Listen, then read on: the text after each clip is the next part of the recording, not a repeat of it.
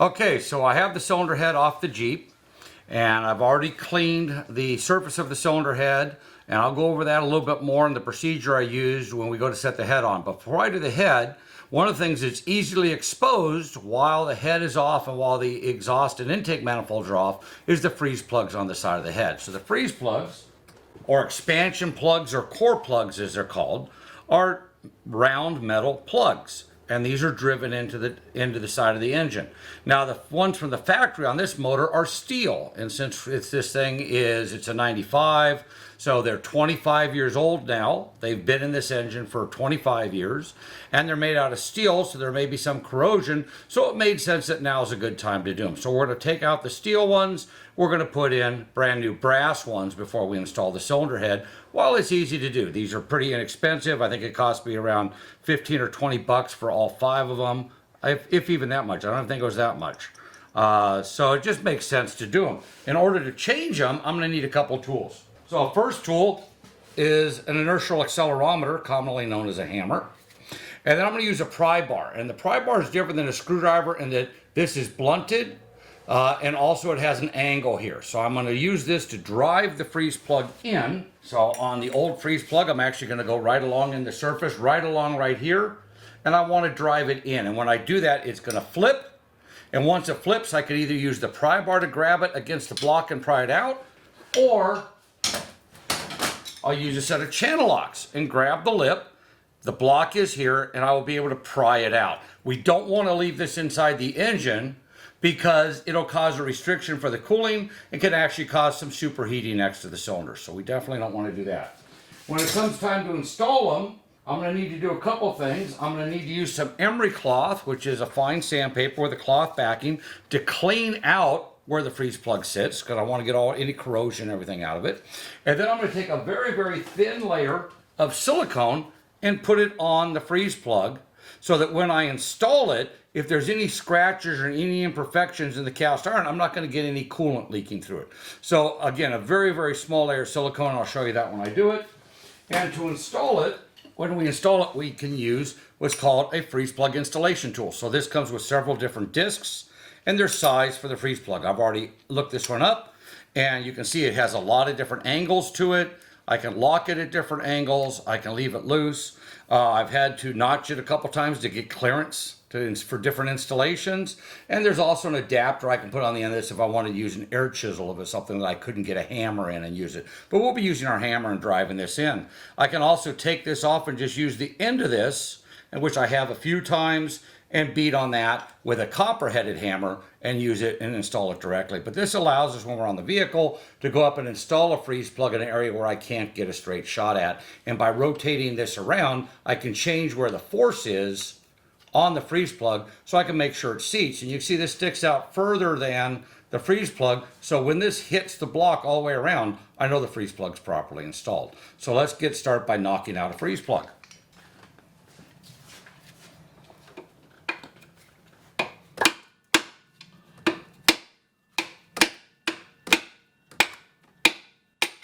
There we go. So it just knocked out.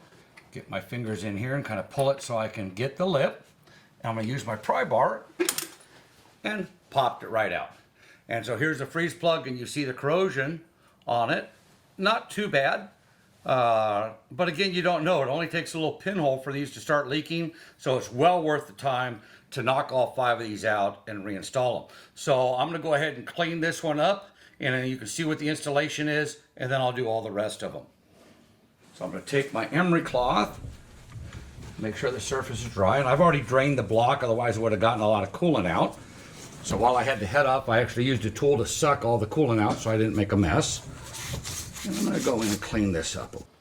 I'm going to run my finger along in here and make sure that it feels okay to me. If I feel any grooves or notches, I want to sand that out a little bit more. I don't really want to remove a lot of material. I want to get rid of all the corrosion that's accumulated behind the freeze plug that I'm going to be driving in against. So I want to make sure the surface is flat all the way through. And that's also going to help with the installation of my freeze plug and help ensure that my new freeze plug doesn't leak. In order for the freeze plug not to leak, it needs to be perfectly square to the block, which is why we use the tool. So I'm going to take my new freeze plug and check it against my old one and make sure it's the same size around.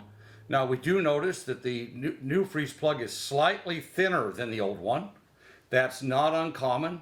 They do make shallow and deep freeze plugs, and then they make freeze plugs that are almost perfectly flat, that just are slightly concave.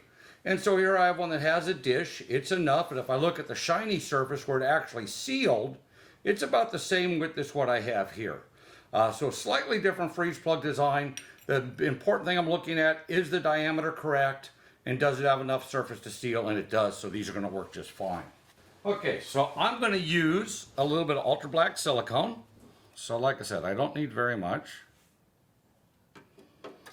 And all I'm going to do is put a little bit of spread right on here. So if you notice, I'm really not putting a whole bunch on. It's really more of a light film, because all I'm trying to do is cover up any little grooves or imperfections that might be in the housing. So I got this set, put it on the tool and the hammer, and let's see how this goes in. Now you can see here it wanted to walk sideways on me, so I may end up having to go in and take with just the lid and tap it back straight. So for doing that, I'm going to grab a copper hammer, and this one is copper headed, so it won't mar my surface. Get a little more height to it.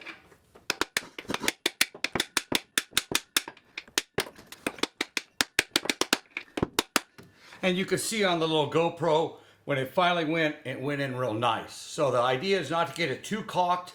If it's cocked part way, stop. We got to start hitting on the high end of it. So I'm going to put, I have another one out, so I'll put that one in. The one I just did is probably going to be about the hardest, but given how it went in, I'm probably going to be putting all of them in just by using this part of the tool and this hammer. And part of that's leverage, part of that's angle. There's no wrong way to get these in. As far as when I'm using the tool, there's only a wrong way to seat them.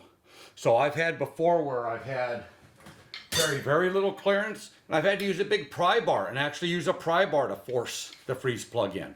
So, and get it started and tap. I mean, so some of these are much harder than others to get seated, but that's why they pay a half-hour a piece to take them out and put them back in. So, and that's on top of whatever I need to remove to get them out of the way. So even though I'm doing 5 freeze plugs here, they're giving me 2.5 hours to put these things in. That's a fair amount of time. So for me to spend some time cleaning stuff up, making sure they're seated properly, and of course I can discount that down since I'm doing a cylinder head or something like that, but keep in mind that's generally what the book gives you, is a half hour per freeze plug. And that's a straight shot. That doesn't include moving anything out of the way. So it's real important to keep that in mind when you're thinking, looking at it, go, oh, that's an easy job. I'll be done in 5 minutes. Well, guess what? It's not 5 minutes. And see, that went a little easier not using the extension. So again, each car is a little bit different, and that's why we have more than one kind of hammer, because I can use this. I'm not going to damage my tool, and I can still use the tool's design. I've had this tool for probably 35 years. It still works. So if you take care of stuff and you buy good stuff, it'll last your lifetime. So the important thing to making it last is using it in the right way. So I'm going to go ahead and get the rest of these done, and I'll see you when I'm ready to put the cylinder head on. Okay, so I got all 5 freeze plugs in. We're getting ready to set the head on. So when I removed the cylinder head, I cleaned all the deck of the block, and I'm going to wipe it down before I put the head gasket on and make sure there's no oil on there. Now on the block we have our threaded holes where our head bolts go in.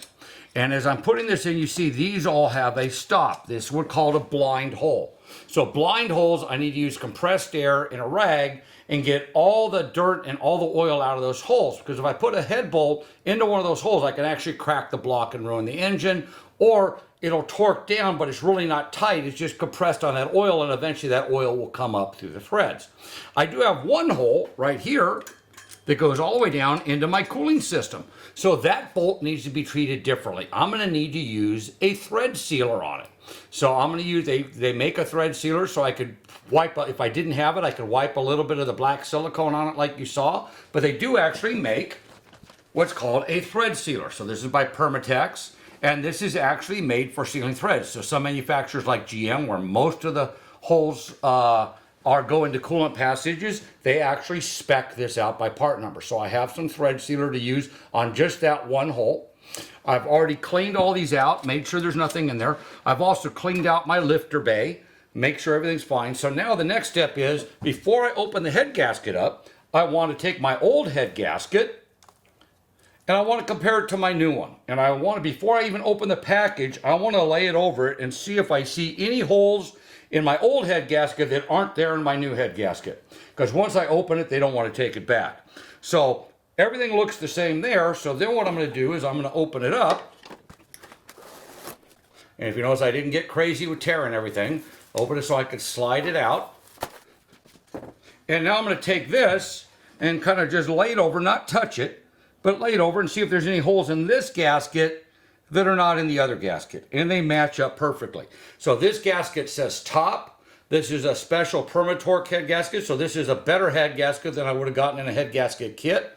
We can see the metal here that goes around the cylinder bores, and we can see on the top side it's slightly different. So these are different. So it's not just a matter of, if I put it backward, things might not line up. There's actually a difference in construction on this head gasket between the bottom and the top. So there are a lot of different choices for head gaskets. You always want to choose the one that is best for your use. This is an upgraded head gasket because I didn't get a head gasket set for this because a lot of the gaskets in that set I couldn't use, such as for my header and for other things. So I would have had to rebuy those gaskets. Plus the valve cover gasket that comes in the kit is a cork gasket that I didn't want to use. I wanted to use an upgraded valve cover gasket. So since I wanted to use upgraded gaskets, I bought everything a la carte. So let me get this wiped down. We're going to set this on. Normally, I would be looking for dowels, and this gasket would sit on dowels. Unfortunately, this engine has no dowels, so I'm going to have to clean it, set this on here, left this big cast iron cylinder head on top of this without touching, grabbing, or moving this gasket till I set it in. And you can see I got to lean that back quite a ways. So it's a pretty heavy thing. That's why I got support on. I don't want to hurt my back doing this. If you have a couple people, sometimes you use 2 people to set this on because it is heavy. And so that is, we want to be safe. Also, if I drop a corner of it onto the gasket, I just ate an $80 head gasket. So I want to make sure I'm careful when I'm doing it. So I'm going to set this aside. I'm going to wipe off the deck with some brake cleaner, which I got it here somewhere. And so I'm going to spray it down with some brake cleaner, wipe it. I want to make sure there's no oil on the deck because I don't want any oil to interfere with my sealing. Then I'm going to set this. Then I'm going to go get the head. I'm going to wipe down the deck surface of the head with a brake cleaner, make sure there's no oil on it from the machine shop operation because the head's still in a bag. And then before I set it on, I'm going to show you a trick I have to do on this engine because one of these bolts right here, I can't take out or put in if the cylinder head's there. So I have to put it in with the cylinder head. But if the bolt's hanging down, it's going to catch on the head gasket. So I'll show you how I solved that problem here in just a minute. Okay, so I'm getting ready to set the head gasket in. I got the head gasket on. Now I need to set the head. So this bolt back here won't come out of the hole. You can see how tall it is. So what I've done is I've taken a zip tie. I've put it around the bolt, so the bolt will still be about this far up from the deck. So if I end up dropping a little sooner or I slide it, this isn't going to dig into the head gasket. And I can easily cut the zip tie off. So this is a trick we use in the industry to when we have a bolt that has to be installed with a head or with something, we can actually use a zip tie to hold it up from the gasket surface so we don't damage the head gasket and ruin the job. So that's one of today's tech tips. So now I've got the head gasket, and what I've done is I have a fender cover here so I can set this and I can drop that bolt in. So now for the hard part is to get this head, which seems to weigh a lot. I don't know how much it weighs. And I need to get it over and in. So instead of going directly over the head, I'm actually going to go down the side and then move it over. That way if something happens, I'm not ending up on the head gasket. And I can use the front here as a little bit.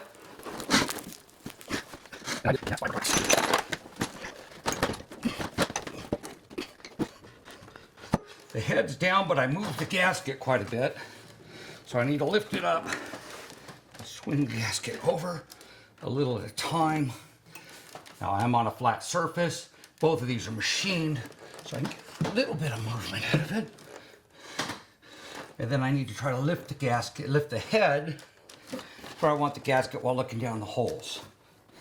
And the gasket is way too short right now. And this is why it's nice to have a second person. There we go, I got the head on the gasket. So you move the gasket and the head forward. And we're pretty close. Okay, and I want to look down, and I'm actually lined up pretty good on the gasket, but not on the block. So now I can drop a bolt in to kind of hold the gasket a little bit. Let's see if I can use all that to move this a little bit forward. And this is why doing something without dowel pins is very challenging.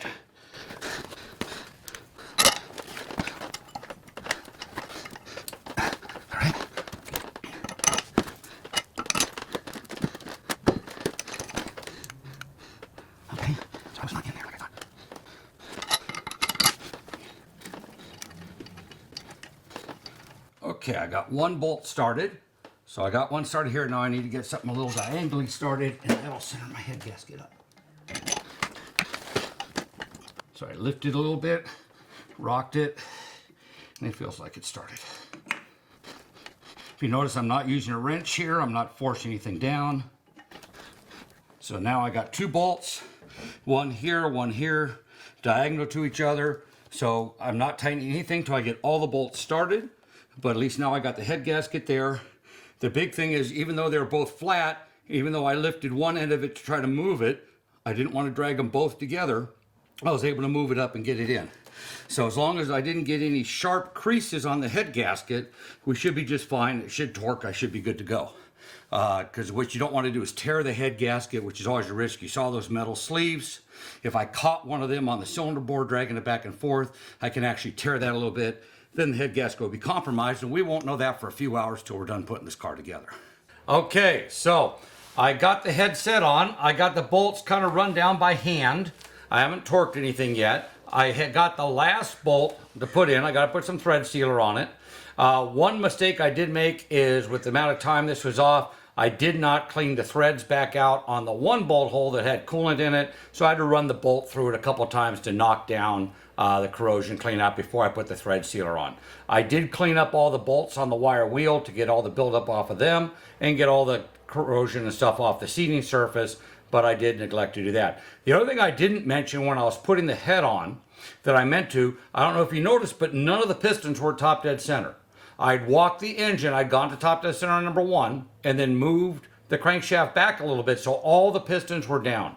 And the reason why I did that is that way as I'm sliding the head back and forth, if I had a dome piston, I might have hit the piston or caught the gasket on the piston. But the bigger reason why I do that is just I do it that way every time, because although this has the camshaft in the block, if it was an overhead cam engine where the camshaft's installed, some of the valves would be open. So if I have an open valve and I have a piston at the top, I can easily bend the valves as I'm installing the cylinder head. So just out of practice, I do it that way all the time without thinking about it, but I did want to share that tip with you. So let me get out my goop here, and I'm going to put a little bit on the threads. Don't need a lot. Just want to get it so it's in all the threads. And obviously as I spin it down, it's going to go in. And I just want this hand tight, and since I'm a little lazy, I'm going to actually just use my cordless. And I just took it down to where it looks close. I can see I still have a slight air gap here, so it's not down all the way. The thread sealant does not harden, so I don't have to worry about the time. And I need the specs for the cylinder head. So I have my specs right here. I printed them out. It shows my sequence that I need to tighten them in. And it says my first round I do 22 foot-pounds. Next I'm going to do 45 foot-pounds. Then 45 foot-pounds again. And then bolts 1 through 10, I have to do 110 pounds. This one gets 100, and then the last two get 110. The other issue I have is I cannot fit my 1/2-inch torque wrench on this back bolt. So I'm going to have to use a 3/8 torque wrench, and this torque wrench only goes to 75 foot-pounds. So I'll be able to get all the way to 45, and then I will have to go and use my bigger torque wrench. And I'm going to use an adapter that actually allows me to go on to the bolt, come off straight from it, and then I can apply the torque. So this is a little trick tool that we have. So here, so that's what I talk about. There's never such thing as too many tools. I'm just using an adapter to a special tool. This special tool is originally designed for doing motor mounts on Mercedes. So you never know where a tool is going to come in handy. So let's go ahead and get these torqued. Okay, so my torque wrench is unwound. I'm going to wind it up to 22 foot-pounds. Ooh, I'm sorry, this one won't go to 22. It starts at 50, so I'll be doing all of them with my 3/8. This is why we have more than one torque wrench. So I'm going to come up to 22 foot-pounds. There's 22. And then I have a sequence, and it tells me where the front is. So I'm going to put my sheet right here so that when I'm looking down at the engine, everything's in the same place. And I start with the fifth one back. 1, 2, 3, 4, 5. Is that right? No, fourth one back. 1, 2, 3, 4 is number 1. And you see the click. Then I go to number 2, number 3, number 4, 5, 6, 7, 8, 9, 10, 11. And you can see this one wasn't tight at all. There you go. 12, 13, 14. So now the next step is 45 foot-pounds. So I'm going to reset the torque wrench. And I start over with number 1. Okay, so I've got them all at 45 once. Now I need to do it again. And some of these I'm going to get a little more twist out of because as I've pulled the whole head down, where I've made some areas tight, some other areas might have loosened up a little bit. So we're going to click again. I got a little bit of turn out of that. And we're going to go through the sequence again. Okay, so now I got all of them to 45 foot-pounds twice. Now I'm going to unwind the torque wrench because we're going to have to switch to the 1/2-inch torque wrench. So anytime I'm done with it, I want to unwind it. I don't want to leave it wound any longer than necessary because it puts more wear on the spring. The spring in here is what helps us calibrate the torque, and my torque wrench will go out of calibration. So now it's unwound. It's ready to go back in the toolbox, and I need to go to my 1/2-inch. So my 1/2-inch, we want 110 foot-pounds all the way up till I get to number 11. And there's 110.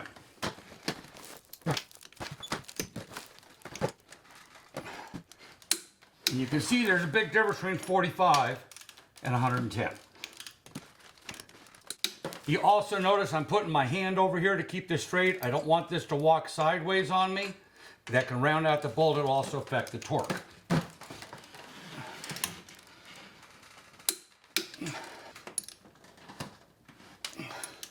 So you see me take my hand off, but only after I'm definitely straight and I'm definitely pulling square. And you can really hear the click of the torque wrench as we've increased the torque. So now on to number 11. I got to unwind the torque wrench a turn back to 100 foot-pounds.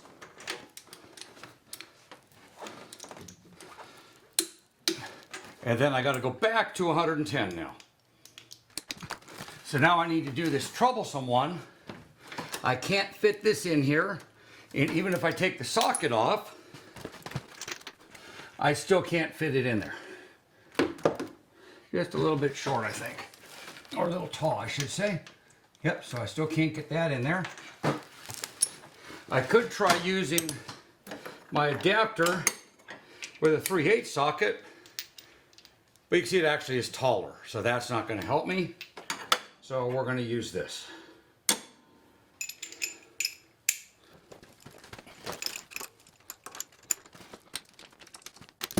If you notice, I'm keeping this all pretty straight, and we got it. And now that's done with the instructions, but what I always like to do, as much work as it is, go back and start at number 1 again, and make sure everything's torqued down even. And we're going to call that back corner one good. And we got all those tightened up. So now the very next thing I want to do is put my spark plugs in. And the reason why I want to do that, because if anything falls inside the cylinder, I'm going to be redoing everything. So as I'm assembling this engine, I want to get the spark plugs in next. That way if I drop a screw or I drop something, it can't end up in the combustion chamber and necessitate me pulling everything back apart, or worse yet, not realizing it. I start it up, I hear a noise, and I actually do damage inside the engine. So I want to get these cylinders sealed on that end, and then we'll get our valve train in, our valve cover gasket on, and then we'll put our manifolds on. So I'm going to put the manifolds on this last. That way I can seal up all this area here, and I'm just going to put the manifold and the power steering on, and that's a nice external repair at that point. And all this will be nice and sealed. Everywhere I have oil is going to be nice and clean. That way, as I'm moving wiring harnesses over, and I'm doing that because here's my wiring harness for my injectors that goes on my manifold. I don't want stuff dropping into here, so I want to get this sealed up. Because when we're working on an engine, really cleanliness is utmost. So I want to make sure that I have all this sealed so I don't get foreign debris in there that'll cause problems. So I'm going to get the spark plugs, and we're going to get them in next. I'm going to put away some torque wrenches, and we'll get some spark plugs put in. Okay, so I got new spark plugs for it. I got Champion spark plugs because that's what this vehicle left the factory with. So if I was working on an Asian vehicle, I might be using Denso or NGK. If I was working on a European vehicle, I might be using Bosch. If I was working on a Ford vehicle, I'd be using Motorcraft. But I'm using Champion because this is the factory plugs. These plugs are unique to this vehicle. So since these are copper plugs, I can check the gap. If these were iridium or platinum plugs, I would not be doing this because I could actually destroy the spark plug. So I'm going to put this in my gap gauge, and I'm just going to slide it around. And I'm going to check, and I'm right at 35,000. So I'm going to check them all and make sure they're all at 35,000. So I want them to be equal. And I'm going to get the spark plugs installed, and then we'll move on to the valve train. That is a great question. And a lot of people buy the wrong spark plug from their car. My favorite is the one size fits all super duper in a box that's good forever. This engine management system, fuel system, ignition system is designed around this copper plug. This is an integral part of the system. I'm not a smart guy. I'm not an engineer. But I do know that if I put the parts in it that the engineers designed to go in it, my vehicle is going to run correctly. And that's why I don't re-engineer vehicles. And that's why I say I'm putting these Champions in, I'm putting copper plugs in, because this is the exact part number that this vehicle left the factory with. And that's the important thing, because I want this thing to run just as good, if not better, than it did when it left the factory. The factory spent a lot of money, a lot of real smart people, a lot of engineers designing a system. It's designed using this spark plug. That's what I'm putting in. So you'll never see me put an iridium or a platinum plug in a vehicle that came from the factory with copper. And we see that today on manufacturers. If I look at my 2012 Toyota, it has iridium spark plugs, good for 125,000 miles. However, a Toyota Tacoma with the 4-liter V6 used copper spark plugs, good for 30,000 miles. Same manufacturer, same year. Why? There's got to be a reason for it that's well above my understanding, and it comes back to engineering. So we don't want to re-engineer the vehicle. We want to fix the vehicle so that it runs correctly. Great question. Okay, so I got the spark plugs in. Next is my valve train. So I have my push rods right here, and I'm going to wipe these off as I put them in. So I got my push rods right here, and my push rods can go either direction, but you can see where we got some wear at the top. So they're a little dirty. I'm just going to wipe them off. You can see they just wipe off real easy. So we're going to wipe those off. And my rocker arm assemblies are also all the same, but what I did do is I put them here in order. So here's my number 1, 2, 3, 4, 5, 6. So I actually placed these in order. Some engines, the push rods will be 2 different lengths. We see this on some Ford V6s and some other ones. On this particular engine, all my push rods are exactly the same. So they can go anywhere. I don't need to number them. I don't need a cam. You see I threw them all here in a pile. Just my rocker arms are also all the same. I can put them anywhere. I just happen to lay them out here nice, just because it makes it easier to put them back on. So as I come through here, when I put these in, when I drop these in the hole, I need to make sure I go into the lifter.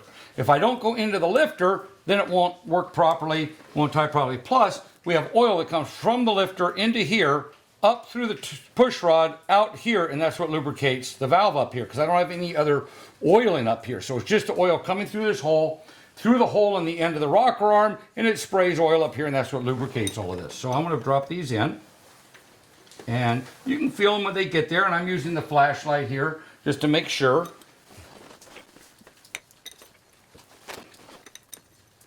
And I've already cleaned out, because when we were cleaning the cylinder head, we didn't want to have any debris in that little hole, blocking the hole, because then I would lose lubrication, which would cause a catastrophic failure. So I've already cleaned all those out before we put the cylinder head on. I've done a lot of these. I got a pretty good feel for when I hit the target. And you notice I give it a little twist. Kind of reaffirms that I'm definitely bottomed out in the lifter. There we go. And like I said, I could definitely tell when I wasn't hitting it. Also, you can see the angle on these push rods is all the same. So if I have a push rod at a different angle, that's another sign that I didn't hit it just right.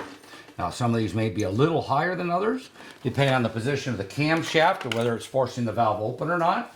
And that's why we're going to use a torque wrench to put my rocker arms on, and not just a ratchet, or not just by hand, because I want to make sure it's torqued properly and it's seated properly on the lifter.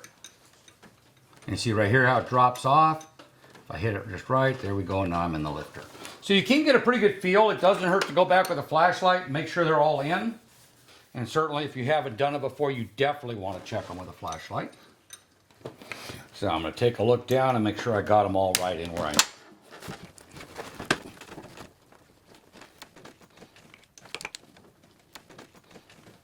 And I can see everyone but the last one, and the last one feels good. So we're going to go with it.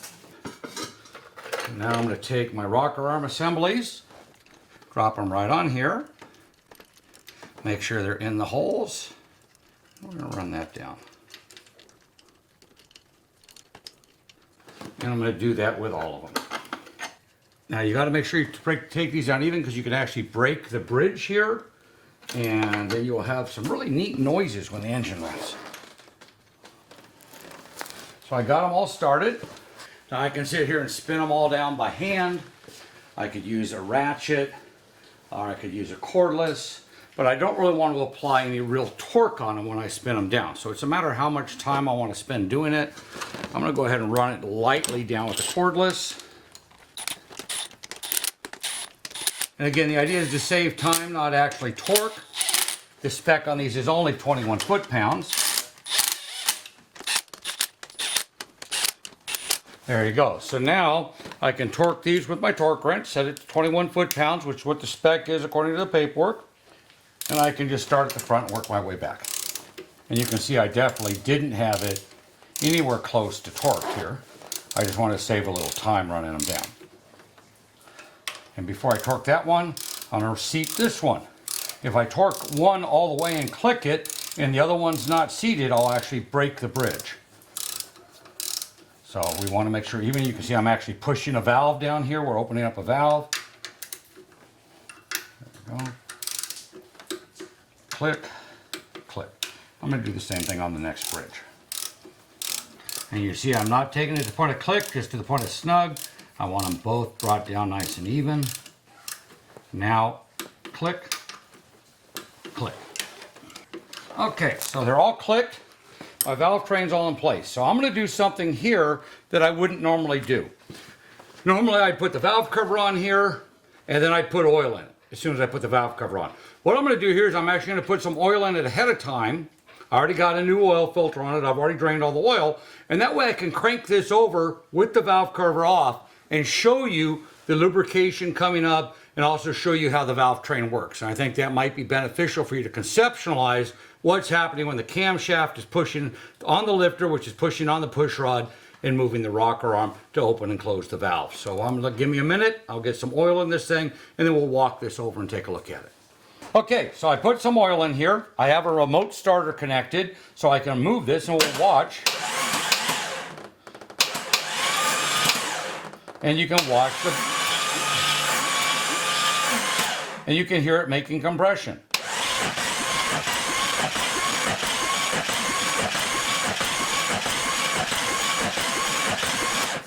Okay, so for the valve cover on this, originally it used RTV silicone, which I could use. I could use something like the right stuff right here, and I could apply it like a Cheese Whiz can on the valve cover and seal it up that way. Instead, I chose to go with a reusable steel reinforced silicone gasket. This one actually says cover side up, so it's engineered to the point that cover side and bottom side are actually different. It is not reusable, goes on one way. And so we're going to put this on with the valve cover and torque it down to specification instead of using the silicone. And this is good for a couple reasons. A, cleanup's a lot easier if I ever have to change it, as well as if I need to get in there for any service or any problem, I can reuse this gasket if I need to take this engine back apart upon once I reassemble it. And so I'm going to go ahead and use this and get the valve cover bolted on. Okay, so I got the valve cover on. Now it's time to put my header, which takes the place of my exhaust manifold on this vehicle. I have a tubular header here that is CARB approved, and it has the executive order label right here on it. So that way it could be ID during smog. So this is going to go on, and then once this goes on, then I'm going to have to hang the intake manifold, and they both get tightened together. So we have special washers that are used, and these are kind of a curved washer. They're a special exhaust washer, and they are designed that when the bolt goes through and holds tension on it, it's going to hold tension equally on both the intake and exhaust manifolds as they interlock. So these washers can go bad. So if the bolts are loosening up, it means these washers have gone bad and you actually need to order new washers. And when I was in the field, I used to keep a set of these in my toolbox because it's that common of a problem and I hated waiting for them. So it is real common. So if this is flattened out, this is not a regular flat washer. A flat washer won't work. We want to use this curved washer, a concave washer, and that's going to go in and hold pressure on it. So I have my bolt, I have my washer, and I have two studs here. So what I'm going to do is I'm going to put the studs through the end holes, and I'm going to put this through up here, and I'm just going to start it, then I'm going to grab the intake manifold. Just going to go on the two studs. I've got my new gasket already installed, and I got to be careful because I want to get around the exhaust, and I'm just going to put one bolt here right in the middle to hold it in place. There we go. Finally got it started. You kind of got to wiggle a little bit because you're fighting the weight of it and the angle. And I don't want to go all the way tight. I want to have some movement back and forth, but I'm covering up my intake port, my exhaust port. So all that's left is my intake ports. And here's my intake manifold. So my intake manifold here, we can see my intake ports, my fuel injectors, multi-port fuel injection. I have my fuel lines, my fuel in and my fuel return. Now, one of the things I did when I disassembled this vehicle is I took the gas cap off. And I took the gas cap off because due to fuel volatility, we would have generated pressure in the tank if the cap was there. And without the fuel rail here to hold it, I would have had fuel coming out all over the floor the whole time this was sitting apart. So one of the things we do is when we're going to disable the fuel system and leave it disabled is we'll actually pop the gas cap so no pressure can be built up. Yeah, we're going to get a little bit of vapors out of it, but what I don't want to do is push fuel out and come in the morning and have a lake of fuel underneath the vehicle. So I've already cleaned the surface here. Here's my throttle body, and that's where my throttle linkage would go. My idle air control motor and my throttle position sensor, and we're going to go ahead and just drop this right on. And if you notice, there is no holes that go through except for these two bottom ones. Well, these actually go onto studs, not studs, but dowels that are in the engine that are mounted in the head to kind of guide this into the right location. And then I'm going to have to use bolts that overlap both the header and the intake manifold. So this is going to sit here for a second, maybe. I'm going to go, got a little more crusties on it from being out in the country. So let me get a bolt and a washer. Got a couple bolts and washers, so now I can set this in. And what I want to do with this is actually get them all in place before I tighten anything. That's in there. There we go. There we go. I just felt it pop on. And what I want to do is I actually want to start the ones up top, and the weight of it will hold it in place.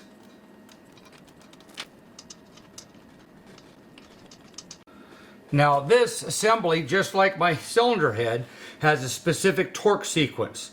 Now also a torque specification. Normally I would use a torque wrench, but because of the header, I can't use a torque wrench on a lot of the bottom bolts. So I'm actually going to be tightening them up by hand. So what I'll probably use is a torque wrench on some of these top ones, Then take a hand wrench to kind of feel how tight that is and try to translate to the lowers. The big thing is I want it to be even, and I want it to pull right against the cylinder head evenly. I got a brand new gasket in here specifically designed for the header, and that should eliminate any intake leaks. If I have intake leaks, the car's not going to run right, or I could have some fuel control problems where my engine's running lean.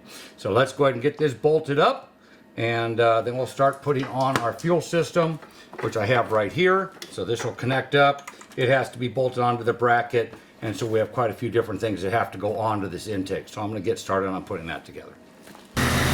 Okay, so we just let this off. You can see some smoke coming up. Still got to put the air box on. I'm going to clean the throttle body. I'm going to get these all routed down and tucked in. But I'm doing this initial start. I want the thermostat to open. I have the heater on, and I'm watching the gauge because since we had the coolant out of the block and coolant out of all the hoses, it'd be real easy for this thing to develop an air pocket and overheat on us. So if I don't get heat out of the heater core fairly soon, then I know that, hey, I need to shut this thing off, let it equalize, and recheck it. Because my temp gauge won't show it overheating even though it is. So I want to do that, get this thing cleaned up, but it does run. More importantly, it's running on all 6 cylinders. The misfire we diagnosed is fixed. It was exactly what we diagnosed, which was a leaking exhaust valve on number 1. So I'm going to get this thing cleaned up and ready and button it up, and we'll get this thing on a test drive probably tomorrow. So thank you for watching today, and